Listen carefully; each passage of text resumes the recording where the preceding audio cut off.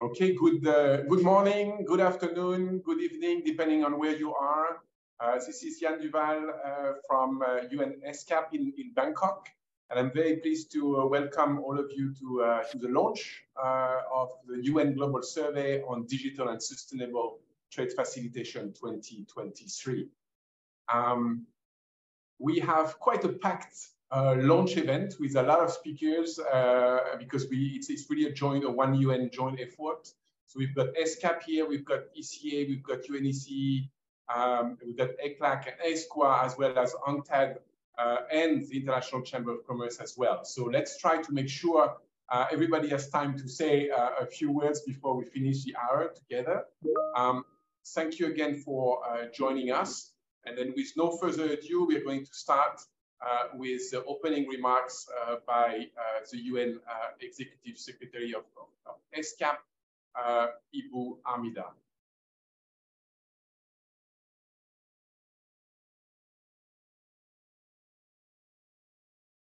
Distinguished participants, ladies and gentlemen, I'm delighted to welcome you to the launch of the 5th edition of the UN Global Survey on Digital and Sustainable Trade Facilitation, a collective endeavor by the 5 UN regional commissions, ECA, ECLAC, ECE, ESCAP, and ESCWA, as well as UNCTAD, with the support of partner organizations. The survey brings invaluable insights into the state of trade facilitation implementation and its contribution to the SDGs. It has been a pleasure for ESCAP to lead and coordinate the survey since its inception and witness its widespread adoption. Persisting effect of the COVID-19 pandemic, geopolitical turbulence, and high inflation continue to challenge international trade. Global trade growth faltered in 2022, with slow growth expected to persist throughout 2023. Trade facilitation thus remains a top priority. This year's survey reflects a modest improvement in trade facilitation implementation despite global disruption. However, implementation of cross-border paperless trade measures remains low. More concerted international collaboration is necessary. First, it is essential to adopt international standards and harmonize legal framework, as well as promote public-private sector cooperation.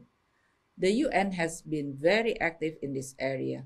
For example, the ECE-backed UN Center for Trade Facilitation and Electronic Business is developing trade facilitation recommendations and standards to establish interoperable international trade environment. UNCTAD is already promoting public-private sector engagement through its support to National Trade Facilitation Committee.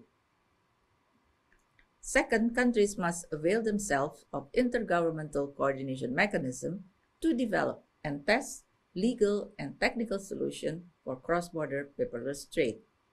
I'm glad to report that ESCAP has started to address this concern through the Framework Agreement on Facilitation of Cross-Border Paperless Trade in Asia Pacific, a UN treaty offering a dedicated intergovernmental platform for trade digitalization, with a 100% increase in the number of acceding countries last year and several more countries planning to join soon. I look forward to the emergence of effective and inclusive trade digitalization solution. The survey also highlights the insufficient adoption of sustainable trade facilitation measures and inadequate support for vulnerable groups, including the agriculture sector, small to medium-sized enterprises, and women traders. I call upon countries to actively implement sustainable trade measures highlighted in the survey to foster inclusive and sustainable trade and development. I extend my sincere gratitude and appreciation to our fellow Regional Commission, UNCTAD, ICC, and other partners for their excellent collaboration. And I look forward to the translation of the survey's outcomes into impactful policies and actions. Thank you very much. So thank you very much, Ibu Armida, Executive Secretary of ESCAP, for your opening remarks. I believe Ibu Hamida is also the coordinator of all the UN regional commissions this year. So I think it's a good time for her to join this event. Now we have presentations by all the UN regional commission, followed by comments from UNCTAD and also ICC. So let me start by inviting Rupa Chanda, who is the director of the Trade Investment Division at ESCAP, to present to us the global overview of the survey and also a little bit on the Asia Pacific side of the results. So let's, Rupa, you have the floor, but I'm the one who's sharing your slides. So let me do this right now. Sure. Okay. Thank you very much, Jan. So good morning, good afternoon, good evening. It's really my pleasure to present this overview of results from the 2023 Global UN Trade Facilitation Survey. And I'll also be presenting the key findings from the Asia Pacific region. The basic idea is to take a high-level look at the progress that's been made in 2023 and to highlight some of the key features of this progress. Now, just next slide. Jan, next slide. Yeah. So if we just take some context, what's the purpose of this particular survey? Well, there are twofold objectives. First is to see what kind of progress is being made globally on trade facilitation, including on paperless trade, as well as sustainable development goals related measures. So forward-looking measures such as for SMEs, women traders, etc.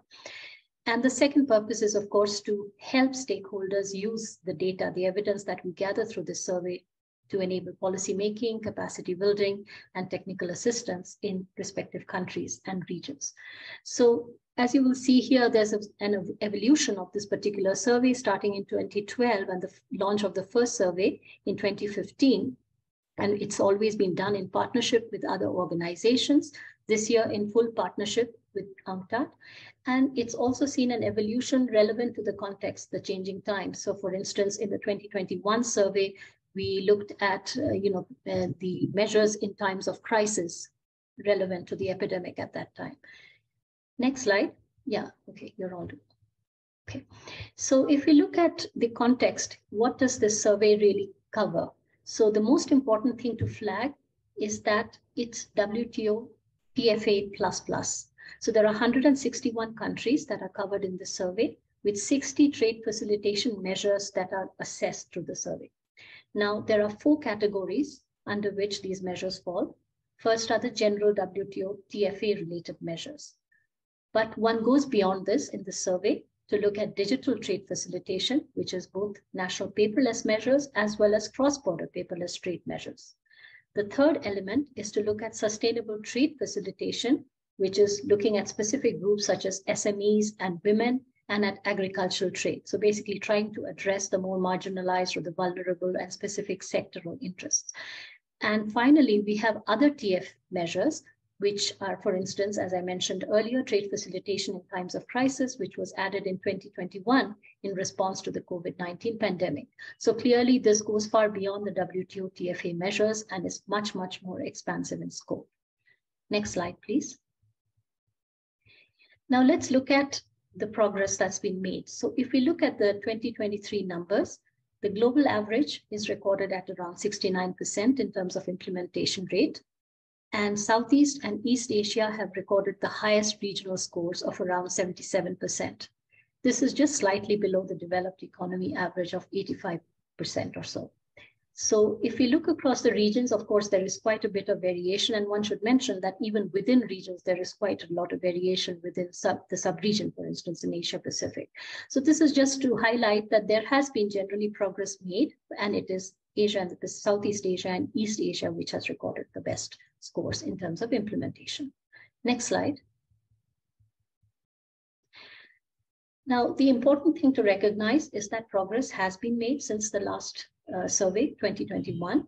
And we find that across all regions, there has been progress. Of course, Sub-Saharan Africa has improved and shows the highest rate of improvement in 2023. overall 11% improvement.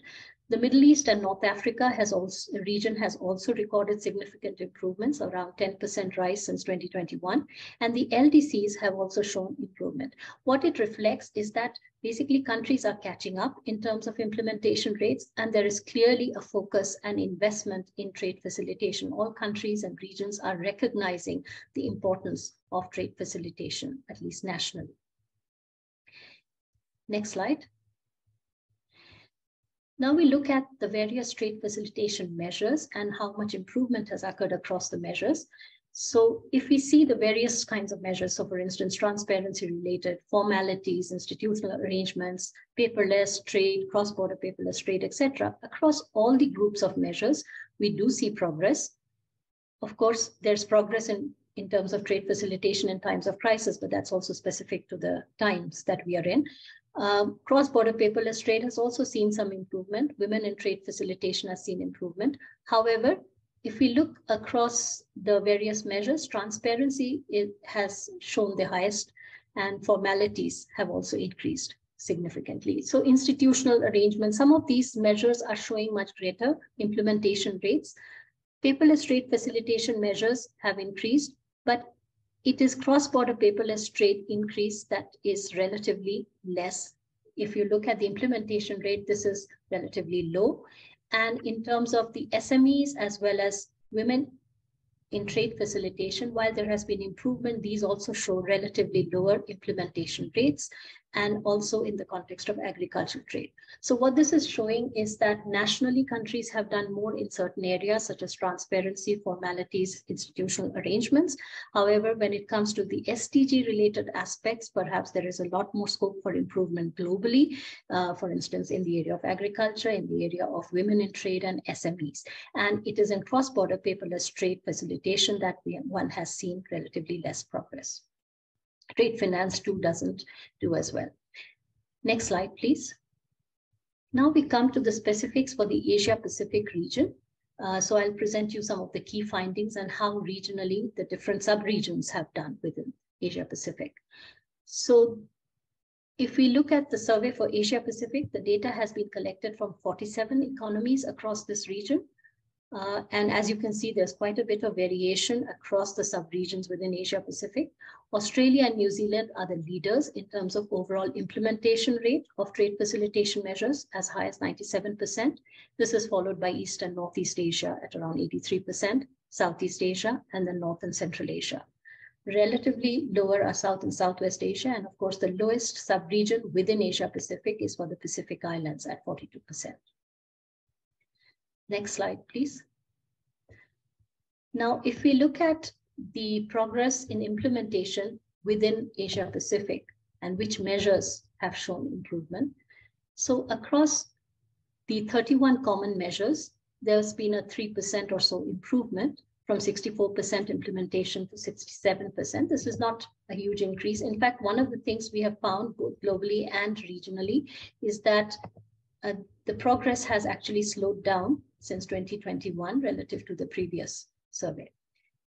Asia Pacific countries have over a 90% implementation rate. Again, the countries that score above 90% implementation rate: Australia, New Zealand, Singapore, South Korea, Japan, India, and China. Next slide. Now, if we look across the various sub-regions, all the sub-regions, again, have made progress since 2021, apart from, of course, Australia and New Zealand were already at relatively high implementation rates. The most progress has been observed in North and Central Asian region, which have increased significantly by about 8%, and the landlocked developing countries have also shown a significant improvement. Overall, as I said earlier, Asia Pacific has shown an increase from 64% to 67% implementation rate, with East and Northeast Asia standing out the highest, Australia and New Zealand, of course, having the highest implementation rates, and the Pacific sub-region having the lowest. Next slide. Coming to the implementation rates for different TF measures, again, across all the various groups, whether it's transparency, formalities, institutional arrangements, we do see slight improvements in each of the groups. Transparency, for instance, has improved, formalities, etc. Again, when it comes to cross-border paperless trade, as we showed earlier, the overall implementation rate is much lower, though there has been improvement even here.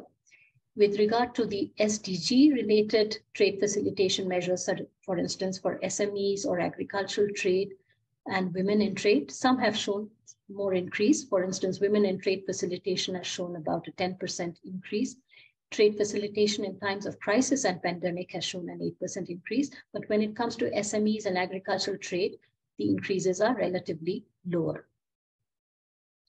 Next slide. Now, what is of interest to us, of course, given that we have the framework agreement on cross-border paperless trade, when we look at the sub-measures of cross-border paperless trade, which, as I mentioned, has shown relatively lower implementation rate compared to just paperless trade measures, we see a variation in the implementation rate across the measures which make up cross-border paperless trade. So, for instance, here, as the chart shows, the most fully implemented measure is Recognized Certification Authority, which has the highest number of full implementation rates. This is followed by laws and regulations for electronic transactions, which also has a high overall implementation rate. And on the other hand, if you look at measures, for instance, like paperless collection of payments or documentary letter of credit, electronic exchange, SPS certificates, these remain much less implemented as sub-measures within cross-border paperless trade. So again, there is quite a bit of variation across the different measures, even within individual measures. So if we come to the specifics for the SDG-related trade facilitation measures, I mentioned earlier that for SMEs, there is much scope for improvement. And this is seen here, for instance, among the SME trade facilitation measures, if one goes into the sub-measures, the trade-related information part is the most implemented of the sub-measures. Over 80% of the countries are implementing to some extent or the other, but again, with variation in implementation rates. But more than 70% of the countries have implemented the measure of having SMEs included in national trade facilitation committees to some extent. However, measures with regard to the AEO scheme or access to single window, these have much lower implementation rates, with full implementation being just under 20%. So much scope for improvement when it comes to SME-related trade facilitation measures. So this is just to give a snapshot that there is much progress to be made when it comes to cross-border paperless trade facilitation, as well as SDG-related trade facilitation measures, and particularly certain sub-measures. So going forward, we see that there has been overall progress in 2023, but progress has slowed down in recent years, and there is much scope for improvement, particularly in digital and sustainable trade facilitation related measures. Why is it important to focus on digital and sustainable trade facilitation? Because there are significant gains to be made. For instance, by focusing on digital and sustainable trade facilitation, digital trade facilitation in particular, it would really enable SMEs, for instance, to participate much more effectively in cross-border e-commerce, and this would enable them to participate overall in value chains, etc. So there are larger benefits to be realized. Implementation of cross-border paperless trade, as I said, remains very challenging, and this is where progress has been slowest. And digital trade facilitation can have also environmentally beneficial effects, for instance, through the reduced carbon emissions, because you would rely less on paper-based trading systems. And of course, if we can focus on SDG-related elements such as trade facilitation for women, then one can also target special and more vulnerable groups and make trade much more inclusive. So therefore, focusing on these gap areas would enable trade to be much more inclusive, much more sustainable going forward. So I'll end here. Thank you very much for your time and your attention. Thank you very much, Rupa Chanda, for the introduction to the whole survey, right? I know it's very challenging to keep this to under 10 minutes, so congratulations, you almost made it. And so let me, with no further ado, invite ECA to give us a little bit of details on what's happening in Africa. And we have Mrs. Brenda Pirimundia with us, with the Principal Regional Advisor on regional integration and trade at ECA. Brenda?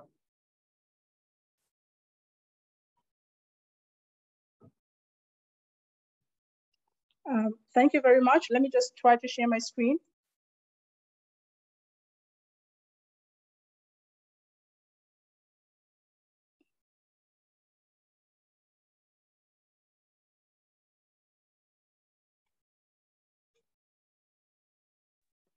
We can see your screen. It's good. Yes, we can see. We can see your screen. Just make it full.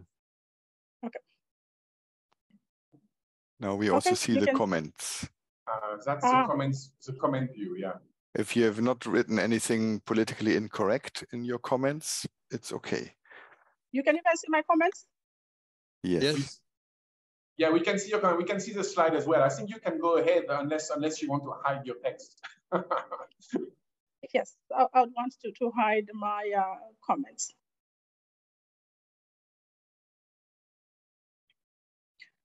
Okay, I haven't written anything stupid in my comments. I was just trying to find where I could hide my comments. So if I cannot find it, because I'm not so familiar with Zoom, but let me go ahead nonetheless.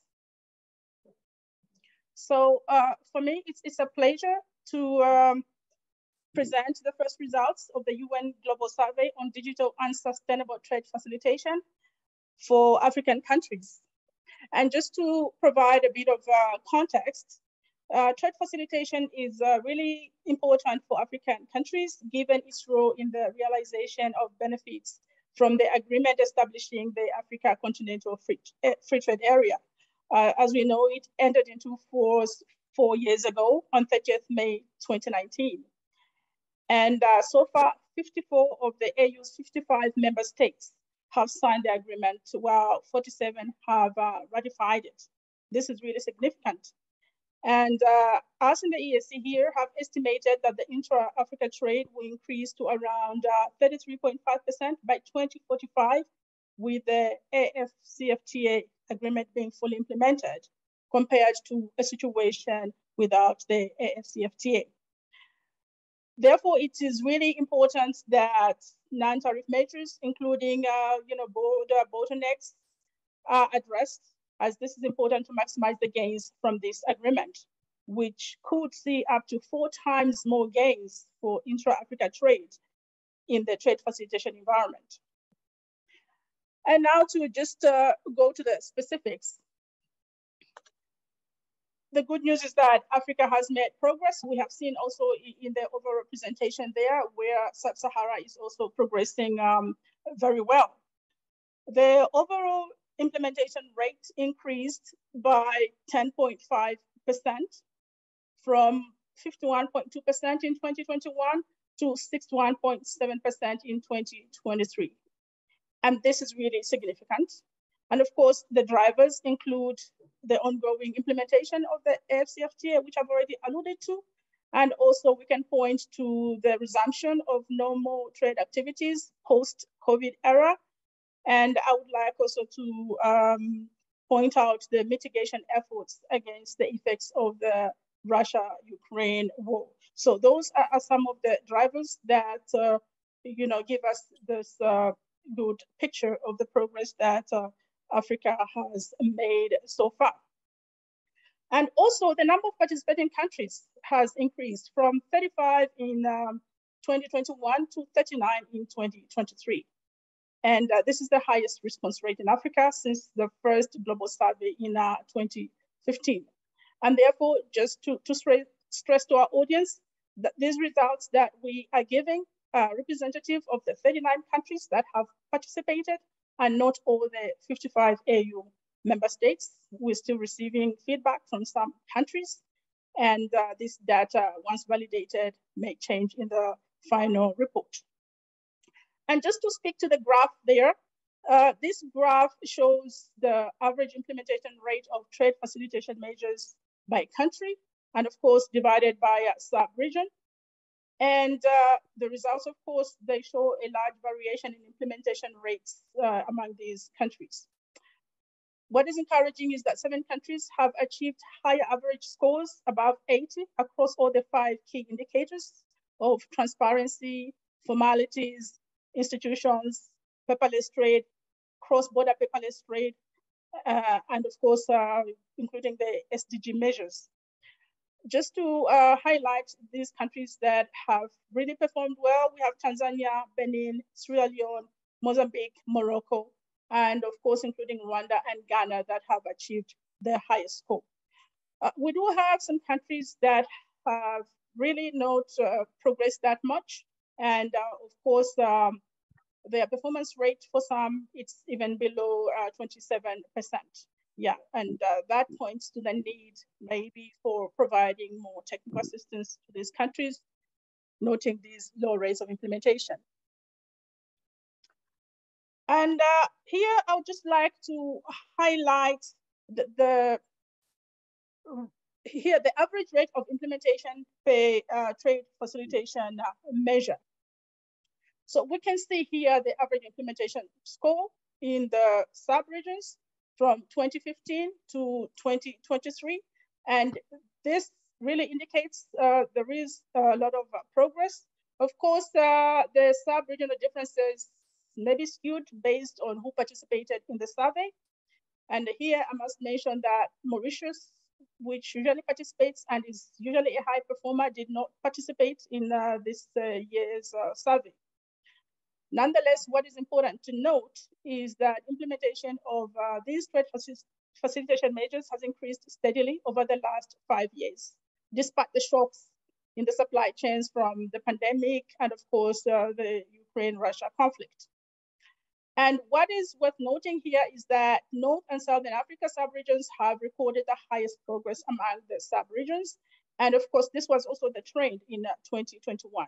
So in this year, we see improvements of 34% and 32% respectively for the two regions. And for the East African countries, here, I think the most progress has been recorded from 2015 to 2023. In 2015, Eastern Africa was at 21%, and in 2023, they're now at 65%, which is an improvement of 44%, of course, to the benefit of intra-ESC trade. And of course, from a country grouping perspective, which I have not highlighted here, but the results show that the least developed countries, the landlocked developing countries, lag behind the small developing island states in the region, despite, of course, Mauritius not having participated, as I have indicated earlier. Drilling down to the specifics on average rates per trade facilitation measure, we see here in the graph that these figures actually are providing us with an indication of potential bottlenecks in the implementation of the Africa Continental Free Trade Area, which, as I have indicated in my introduction, seeks to increase intra-Africa trade flows beyond tariff reductions by, of course, also addressing costs associated with the bureaucratic delays at borders, and of course, improving administrative efficiency through technology. And we can see here, of course, this is small, but of course, when the results are posted, the audience will be able to, dig deeper to see that formalities and institutional arrangements, which had high score previously, have also continued to score high, even in this particular survey. And what is really worth noting is that in some instances, we have significant improvements of about 74% to 69, at 74%, of course, when previously it was 64.9% for some particular measures. And these measures relate to the institutional arrangements. And this is quite encouraging, particularly that these measures are crucial for risk management and, of course, for the establishment of national trade facilitation committees. What was highlighted? Sorry to interrupt you, but you're over time. So if you can try and wrap up, because everybody is after you, right? Thank you very much. Okay, thank you very much. Then I will try to speed up. So those are the insights into the implementation rate per trade facilitation measure. And since I'm out of time, I think my summary will capture some of those slides which I may have skipped. What we can see from the results in Africa is that there is notable progress in the rate of implementation of trade facilitation measures. However, Africa still lags behind when assessed against the global average, hence the call for more effort. And also, what is recommended here is that improvements in implementation of cross-border paperless trade and measures to support cross-border e-commerce is required to maximize the benefits of trade, particularly in the context of the Africa Continental Free Trade Area.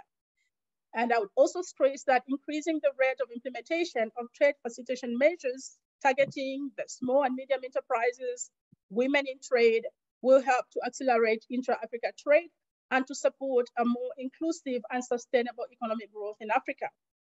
And what is required is that more effort needs to be applied at implementing the electronic SPS certificates and also the electronic sites permits, which have really scored a low implementation rate, as these are really important to safeguard not just wildlife, but also environmental sustainability goals, which speaks to more effort required for those SDG-related measures.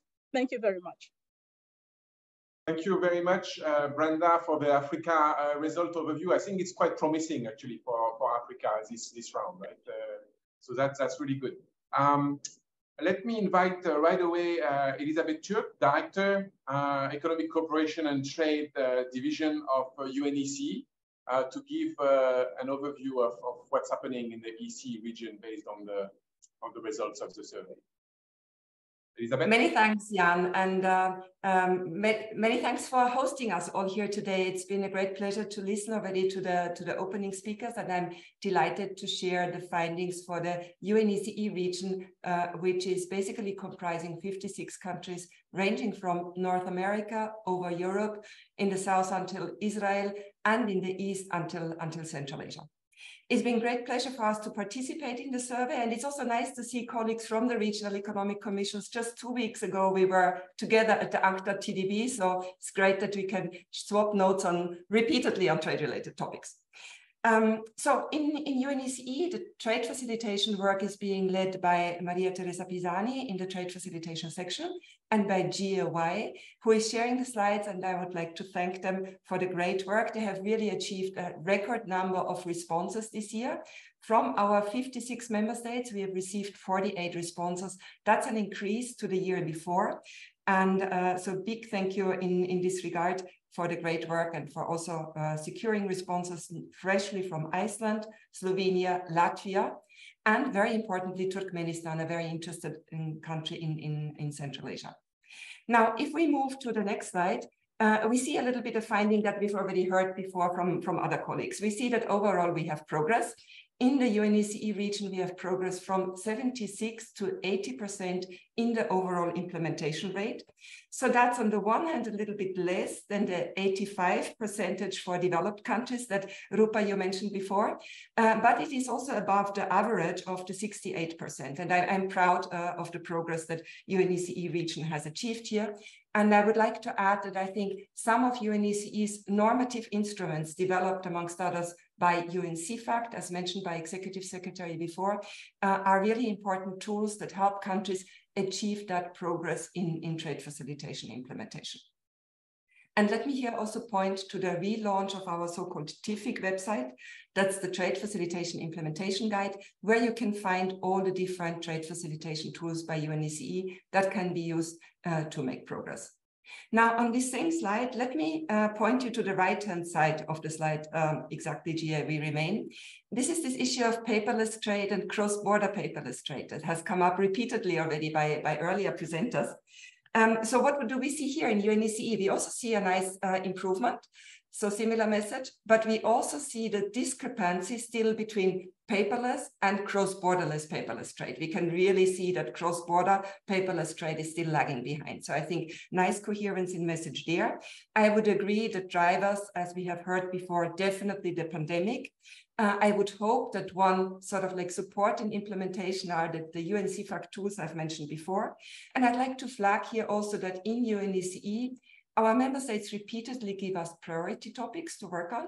And our member states have just in April at the 70th Commission session mandated us to focus on digital transformation. So I very much hope that through this focus of our member states, we will be able to kind of like further increase this paperless trade also on the cross-border side for the next edition of the survey. Now, if we move to the next slide, we can see a little bit the development in the UNECE region. And as I mentioned before, it's a very diverse region in terms of our member states. But I'm happy to point out that, for example, if we look at Southern Eastern Europe, the Balkan region, yeah, demonstrated on the right-hand side of this chart, you can see beautiful improvement here. This region has made an improvement by 8%, and that really deserves a congratulations for the countries there. We can all be proud of that. We also see improvement in the Caucasus area, Southern Caucasus and Turkey, on the very left-hand side of the chart. Congrats for a 6% improvement in that region.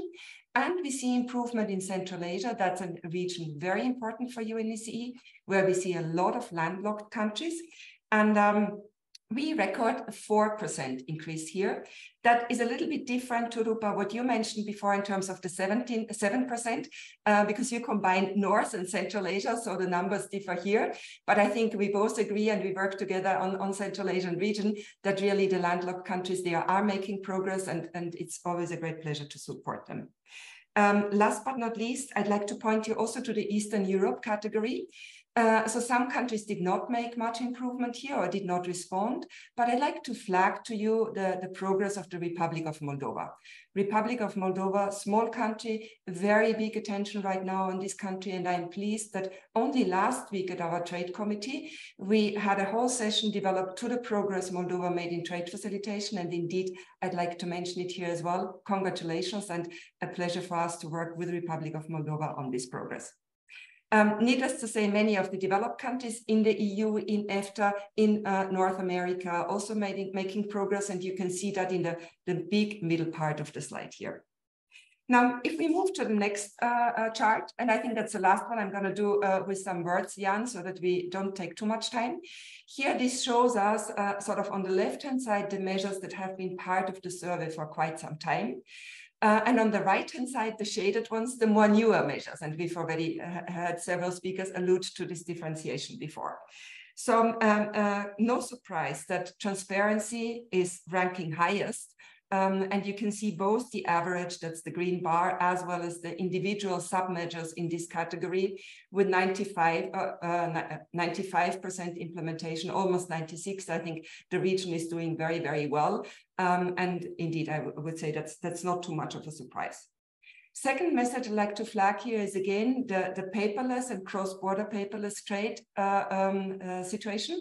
And I've already said before that paperless trade is implementation rate much higher as opposed to cross-border paperless trade. Also, the spread is a little bit higher in the cross-border paperless trade. If we look at the individual measures, some of them are really lagging behind, but some are getting close to an 80% implementation rate. Last but not least, if we stay on the same slide, but move to the shaded area, there are the new measures. And there are these measures that several speakers before me have already alluded to in terms of sustainability-related measures, trade facilitation in the SME area, women in trade facilitation, trade finance facilitation, and also new areas such as wildlife trade facilitation. And here we can see that both the average as well as most individual measures are still relatively low. So I maybe close my presentation with a call for action in these areas. And again, with sort of like a call for countries, both in the UNECE region, but also globally, to look at some of the UNECE tools that we have available here. Let me just mention to you our eCITES standard, for example, that could be quite useful for the wildlife trade facilitation category. That's the category you see on the very right-hand side of the chart. But I think we also really need to work in terms of improving women in trade facilitation. And those are some insights to be gained from our recommendation in terms of how to do national trade facilitation councils.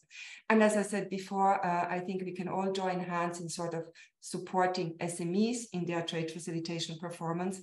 Our tools, such as the recommendation on single window systems, the authorized economic operator certification, and again, the recommendation on national trade facilitation committees and councils can provide some guidance and insights into how we can support SMEs in this regard.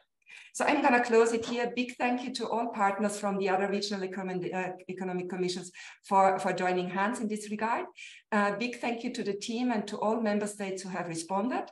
And an invitation to everybody to check out our mapping of UNCFAC tools. vis-a-vis WTO trade facilitation agreement that we had included in the last written report of the survey. So we will again do this when it comes down to writing up the survey results in the regional report. And I hope that you all stay tuned for the UNECE results. And with that, over to you, Jan. Thank you. Thank you very much, Elizabeth. Very short but intense presentation with a lot of information. So this is great. And again, ECE region also making progress. So that's good news. Let's go to the other side, a little bit of another continent here, right? ECLAC, Latin America. So Sebastian Herreros, who is the Economic Affairs Officer in the Trade and Integration Division from ECLAC, is going to give us a briefing on the result. And Sebastian has been a very long time supporter of the survey since the very beginning. So I'm very happy to have him with us today. Sebastian. Thanks a lot, Jan, and well, good morning and good evening to all of you. It's a pleasure being with you today. Just let me share my screen with you. Share. Can you see it? Yes. Great. Let me put it in presentation mode. Okay.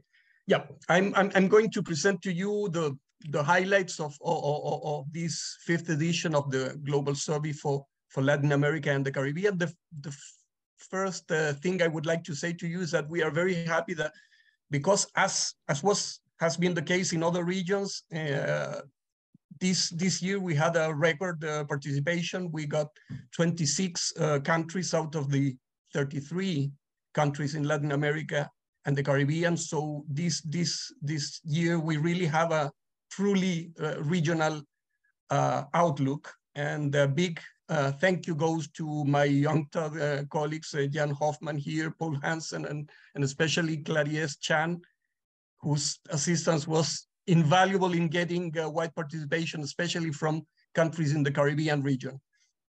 So thanks a lot to them. Well,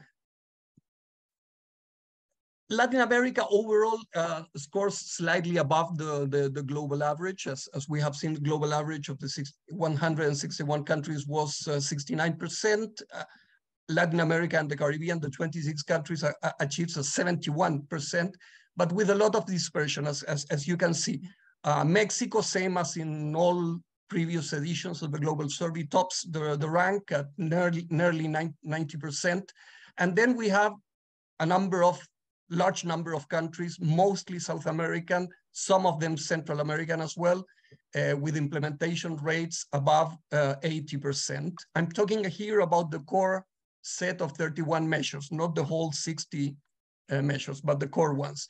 And then you have a number of countries below the regional average. And if you look at the bottom of the table, most of them are clustered in the Caribbean region. I will speak a bit more about that in a second. But overall, it's a good result. Latin American and Caribbean countries achieved implementation rates of 80% or more in 18 of the 31 core measures in the global survey. Same as in previous regions, implementation has been the highest in those categories which coincide the most with the WTO's trade facilitation agreement provisions, that is transparency and formalities. Their implementation rates are near or above 80%. Then comes paperless trade, domestic paperless trade at 72%, and then the lowest implementation, as in all previous regions, and unsurprisingly, is cross-border paperless trade, which is the most demanding of those 4 categories for a number of reasons. And this pattern is the same across all the 3 sub-regions: South America, Central America, and Mexico, and then the Caribbean, with the Caribbean always lagging behind the other 2 sub-regions. In terms of specific measures, where is the region lagging the most? Unsurprisingly, it's in the digital side of things. I mean, both domestic and especially cross-border paperless trade. Among the least implemented measures, you have For instance, the electronic application and issuance of export and import permits at 62%, the implementation of the electronic single window at 53%, with 9 countries reporting having no implementation of the electronic single window at all at this point. And then comes electronic exchange of origin certificates, SPS certificates, customs declaration, etc., with implementation rates between 40 and 50%.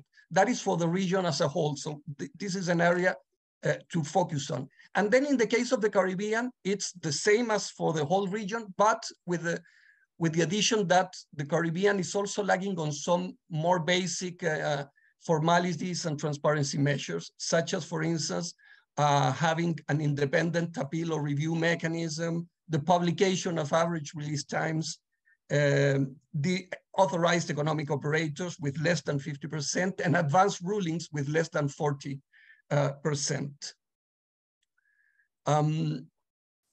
Some main takeaways, as you will see, this is going to be a short presentation.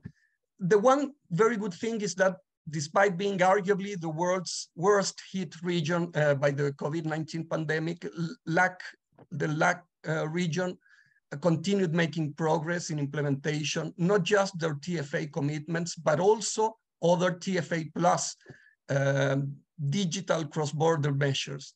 From 2019 to 2023, we have seen increases of double digits in several countries. So that is something to be commended, especially considering the very difficult times the region has gone through in the last few years. There are some promising initiatives. Besides progress at the national level, there are promising initiatives at the regional or sub-regional levels. One of these is the subscription last year of a regional mutual recognition agreement of the national authorized economic operator schemes of 11 countries from across Latin America, with several other countries intending to join this arrangement. Another very good example is increasing cross-border electronic exchange of trade documents, SPS certificates, certificates of origin, customs declaration, especially within regional integration groups, within the Central American integration mechanism, within the Pacific Alliance, within Mercosur, within the Andean community. But of course, progress remains uneven. Firstly, in terms of topics, there is much room for improvement in paperless trade, and here speeding up the implementation of the electronic single window is key, because that is what provides the backbone to go into a digital trade environment. And then secondly, the Caribbean is lagging behind in all areas. I mean, and some Caribbean countries were especially hit by the pandemic because they are so dependent on tourism, which essentially collapsed in 2020, and since then has recovered very, very slowly. And as a result, several Caribbean countries have had to postpone the implementation of some of their Category C TFA commitments, including the electronic single window. So I think there is a role there for international cooperation partners to step in. And finally, well, for a region which is very commodity dependent, I mean, the faster rollout of trade facilitation measures is crucial to diversify exports, to foster the internationalization of SMEs, which are very negatively impacted by red tape, and to attract FDI for nearshoring purposes. So I would leave it at that, Jan, and thanks to all of you. Thank you very much, Sebastian, for your presentation and your takeaways. I think it's useful to highlight those promising initiatives at the regional level, and then we should all try and do this in our respective report and the global report. Last but not least, in terms of regional presentation, let's move to the Arab region, and then we have Mr. Mohamed El Mokhtar with cluster lead, who is going to from ESCAP. I hope I didn't say this wrong. Mohamed, you've got the floor. Yes. I'm just trying to set the. We can see your slides. If you can move to full presentation, that's great. That's okay. Thank you. I'm going to present the results of the survey for the Arab region. So the region covered the 22 countries covered by ESCAP.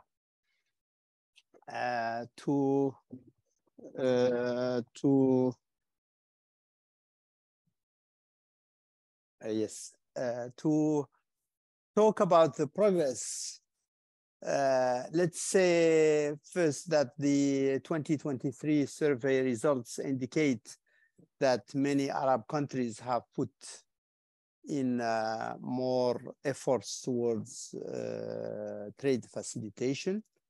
We see that the overall implementation rate of all digital and sustainable trade facilitation measures, that rate of implementation has reached 54.84% in 2023. Core trade facilitation measures overall implementation regional rate. Your slides are not changing on my screen, I think. So if you can try and change them, that would be good. No, we are still in the progress. The slide on the progress. Do you see it? No, right. We see only your first slide with the title of your presentation. We don't see anything else. Maybe Nietzsche, if you have the presentation, we can share on our side. Do we have the presentation? Yes, if you can do that, that would be great.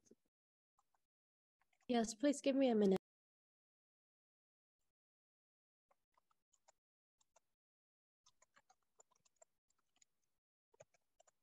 Because I was seeing my presentation and you were not seeing it. Thank you, Jan.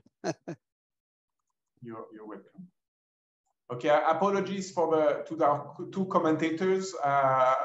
UNCTAD and ICC will be a bit out of time. So let me ask all the participants to stay with us until we get to hear our great commentator after that. Thank you. Go to the next slide, please. Let me ask Mohammed to try and be as short as possible as well. Yes. Thank you. So you see that the overall implementation rate of all digital and sustainable trade facilitation measures has reached, as I said, 54.84% in 2023, and also that the rate of implementation of core trade measures has reached 61.2% compared to 54% in 2021, reflecting the commitment of Arab commitments to the TFA implementation.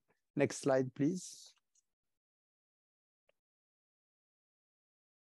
The survey results indicate that automated custom systems, risk management, special treatment for perishable goods, and National Trade Facilitation Committee or similar body were not the most implemented measures by countries in the Arab region. Next slide. The least implemented measures under that title, we can say that going with the regional global trend, the region still shows insufficiency in several categories. Trade facilitation measures for female trade are absent in 50% of the member countries of ESCAP. Electronic applications for custom refund is not a reform that has been achieved by half of the nations constituting the member states of ESCAP. Paperless collections of payments for documentary letter of credit and other SME measures also fall into the least implemented categories. Next slide, please.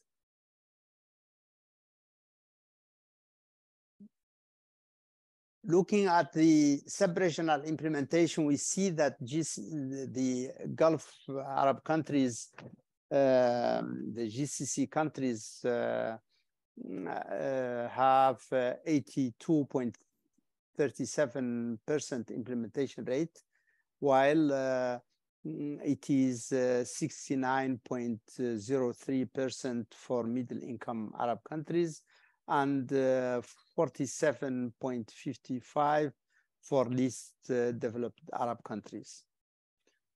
Countries in conflicts were unable to increase their implementation rate by almost 9%, mostly in formalities, up by 5.8%, and paperless trade up by 2.6%. Middle-income countries were also able to improve their performance, having 69.03% implementation in 2023, compared with 64.5% in 2021. Improvement were mostly in paperless trade and cross-border paperless trade. In conclusion, can I ask you to conclude, Mohamed? Yes, go ahead to the next slide.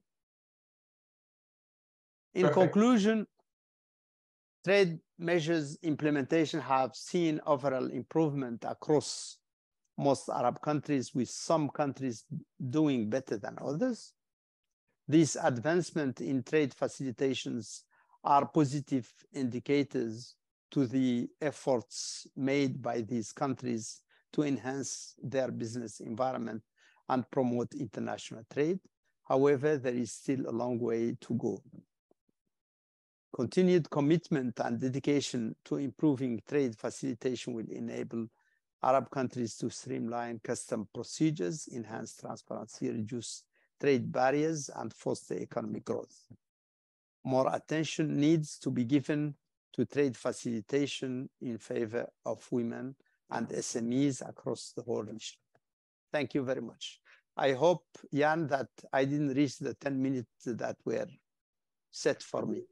No, you did very well. Thank you very much, Mohamed, and thank you very much to all the other speakers so far. I know it's quite tight, but I think and we have really a lot of data, and so I encourage all the participants to really look at the data, which, according to the plan, is going to be available from in the next 5 minutes at www.untf-survey.org. Right, just after we finish the launch, we're going to make the data available, the interactive version, so you can all look at your countries in more details and so on. But let's thank you again, and let me move to our two great commentators. So we've got Jan Hofman from UNCTAD, who is actually a full partner to the survey. So it's not only now a UN Regional Commission effort, it's a one UN effort with UN Regional Commission and UNCTAD. So we're very happy to have Jan with us. And then we'll go and to finish everything, we'll talk about the private sector perspective. So the Jan, first or the second Jan? Good, exactly. So we move from Jan to Jan. Thank you, Jan Duval. Thank you, colleagues. Really great pleasure that we at UNCTAD are joining this effort. Three quick concluding points I want to raise. One is I want to underline the good news part of what we have been seeing. Secondly, discuss the impact of the pandemic, because we got different messages here. Some said in spite of the pandemic, others said because of the pandemic we advanced. And finally, highlight with how our survey is really TFA plus. No?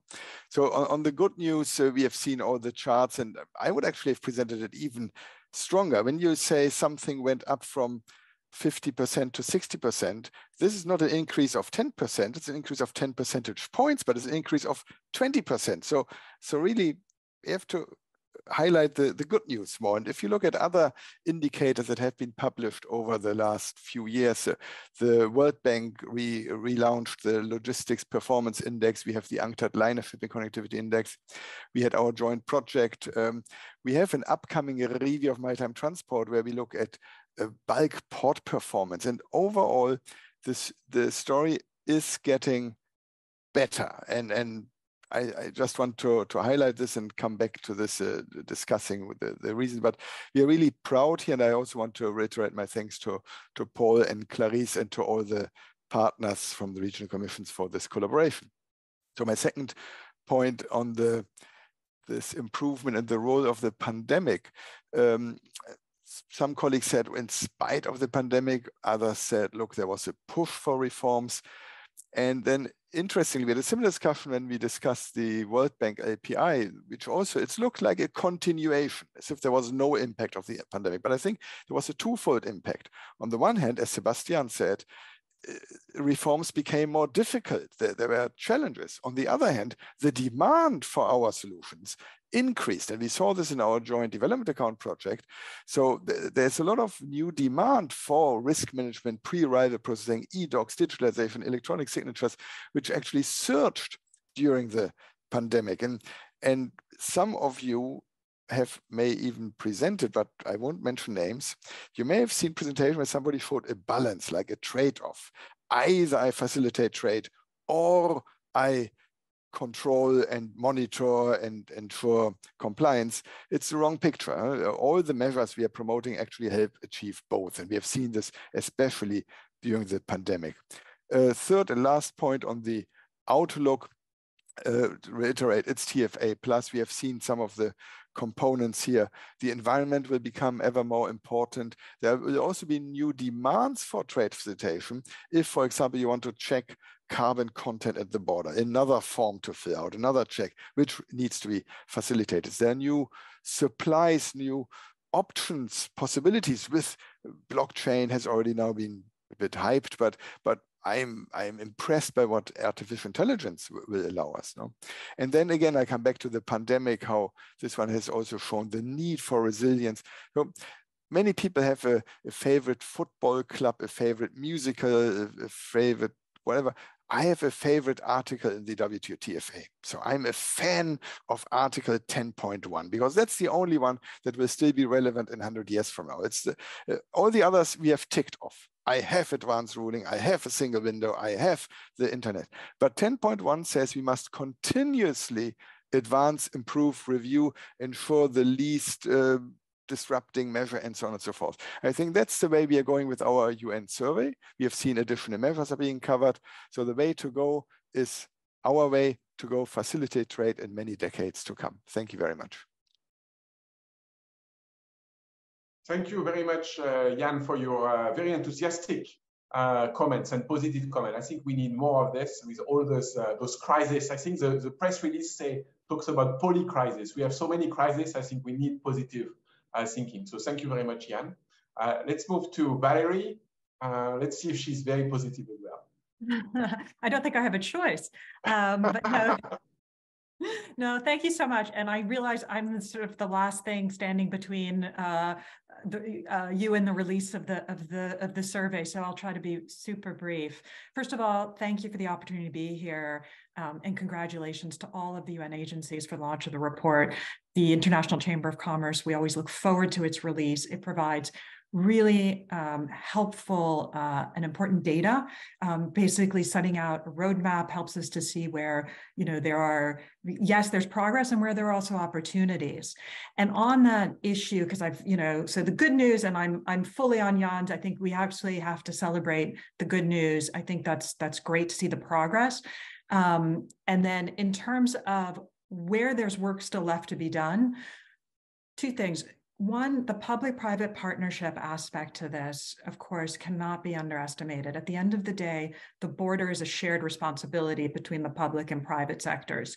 So the private sector can play a key role in helping to accelerate the implementation of the TFA. We've seen this through the Global Alliance for Trade Facilitation, through the projects that it ends up being that you deliver projects that align with both government and business priorities, and also the projects themselves benefit from the inputs, the data, the beta testing, and ultimately, of course, the faster adoption by the private sector of new measures. And so don't hesitate to reach out to the private sector and really partner with them. And through that partnership, what we've also seen is that trust builds between the two sectors, which is really needed at the border. And so we also are big fans as well of national trade facilitation committees. And I know the UNCTAD and the UN have also done tremendous work in this area.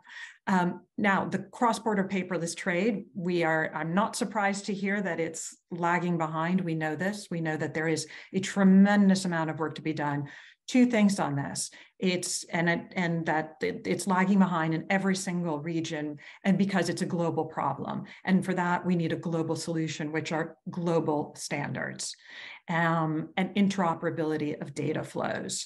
And at this point, I'd also like to take the opportunity to acknowledge the huge contribution that UNCTAD and ESCAP have made to global standards, and how at the ICC and the ICC Digital Standards Initiative, which is working day in and day out on these issues, we very much appreciate the input. So just to summarize, it's great to see the progress. We know there's more to be done from the private sector. This is a key priority. It's for not just, of course, for the large companies, but particularly for the MSMEs who benefit the most from trade facilitation. So let's build on the momentum. Let's keep celebrating the wins. And then we know that oftentimes what's left at the end are the most challenging trade facilitation measures, either because they're costly or they're technologically difficult, or because they require change management. And because at the end of the day, at the heart of every process is a person. So there is support out there, and that you can count on the private sector and ICC to be supportive and work with you wherever possible to advance the trade facilitation implementation. So thank you. Thank you very much, Valerie. I mean, this public-private partnership issue is very important. You can't implement trade facilitation with proper collaboration with public and private sector. So we'll definitely take on that message, and then we look forward to more collaboration with ICC and ICC-DSI going forward. We are about almost 10 minutes late, so I think I will not expand on my comments at this point. I will thank everybody. I also want to thank my team and the team at ESCAP, right? Silver, Sue, Nicha. Actually, there's quite a big team at ESCAP who is working behind the scene on trying to coordinate all of this. So thank you very much to all of them, including the interns, right? Mathieu, Lauren. So great thanks to all of you. I have good news. The data is now available on www.untfsurvey.org, so you can start playing with it, right? We will release a research data set, a data set in Excel with all the years of the data and all the countries. We won't do this right now. We will send it to you, to all the participants, to the launch first, right? As I promised in one of my messages, and then we'll make it publicly available online, probably during the course of the summer. For those of you who want to use the entire data set, but you can already look at your countries, your region, your sub-regions in the interactive charts online. So thank you very much again, and we'll see you at the next launch, which will be 2025 now, right? We do this every 2 years. All right, bye-bye.